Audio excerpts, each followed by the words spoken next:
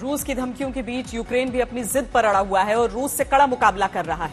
Ukraine के विदेश मंत्री दिमित्रो कुलेबा ने इंडिया टुडे ग्रुप से बात की और इस इंटरव्यू में तीसरे विश्व युद्ध से लेकर परमाणु हथियारों के इस्तेमाल और पुतिन पर युद्ध अपराधों के आरोप तक हर सवाल का जवाब दिया।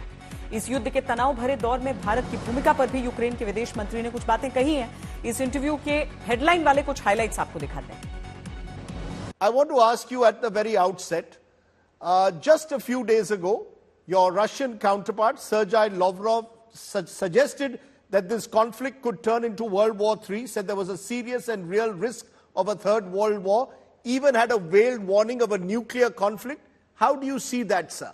Mr. Lavrov, well, this is a clear traditional Russian scaremongering, an attempt to blackmail the world and to scare countries who support Ukraine away, to tell to them, if you continue supporting Ukraine, we will resort to the third world war. But it's just a blackmail. No one should be afraid of it.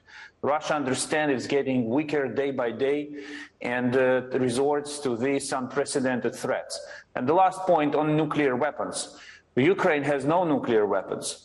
What the West does not intend to use nuclear weapons against Russia. So when Lavrov threatens nuclear war, he literally threatens that Russia will launch the nuclear war. And this will mean an attack on entire humanity. We have to remain united.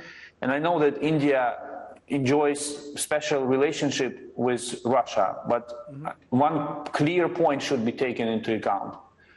This Russia, the Russia that we are all dealing with, is different from the one India was developing its special relationship with. This Russia destroys, kills, tortures, rapes, and manipulates. So and more importantly, this Russia is in strategic decline.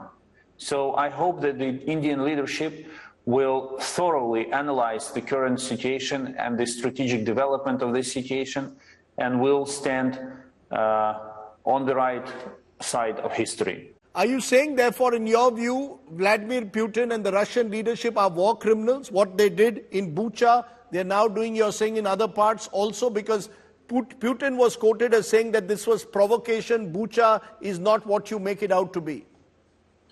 Russia will bear responsibility for the war crimes and crimes against humanity and also the crime of genocide committed in the territory of Ukraine. I want you to think about one number. In the vicinity, in the suburb of Kiev, our law enforcement bodies have already discovered 1,084 bodies of civilians. 75% of them had been shot, directly shot. They did not die because of the bomb blowing up next to them or because they were hit in other accidents. They were deliberately shot by the Russian soldiers. Many, they had their hands tied behind their back and they were shot in the back of their head. So these were deliberate crimes. And we will do our utmost to bring everyone accountable, everyone who was involved in committing these crimes to account. And this involves not only the soldier who actually pulled the trigger, but the entire chain of command. And if we prove, and this chain of command will lead to the leadership of Russia.